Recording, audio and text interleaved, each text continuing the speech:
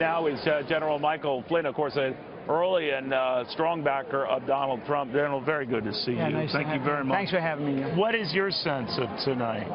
I think that Donald Trump crushed this debate. I mean, I really, when you listen to what Hillary Clinton was saying and what she was talking about, I mean, it was the same old stuff. It's the talking point platform that she is bringing forward, and it represents no change for this country.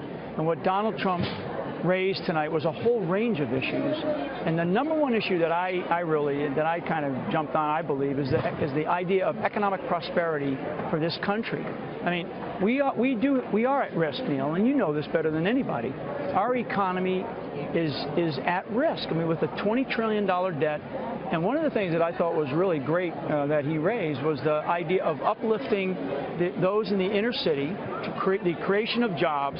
You know, when you have a major campaign, a Republican candidate raising the idea of raising up the African American community, the Hispanic American community, our inner cities, bringing jobs back in, you know, renegotiating a lot of these trade deals that we have. I mean, and I've said this in many times I've been asked, what's the greatest threat that we have to our country? It's our economy. Our military needs to be fixed. Our military needs to be ready, more readiness, more modernization. But our economy is at risk. But let me ask you, General, when it comes to defending all the members of NATO, one is attacked, they're all attacked.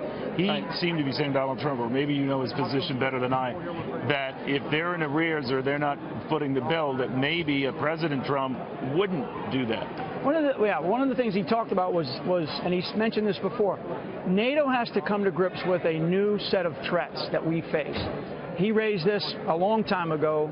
And as he said tonight, because he raised it, NATO has now created a counterterrorism sort of office or division within the NATO headquarters to deal with threats that are outside of the NATO. But he would still support that. And here's what NATO needs to understand. Those members of NATO, they have to pay what they have said that they would pay. We just can't. We're paying like 50 to 75% of the bill for NATO for 28 nations. We can't do. There's only 4 countries right now that pay their bill. I mean, so he's saying that stops. Huh? That stops. It's got to stop. Okay. It has to stop. I mean, you can't be a part of a partnership unless you're paying your fair share, and you said you're going to do it. You signed a contract. General, thank you very, very much. I had a crazy schedule. I appreciate it. Yeah, we do.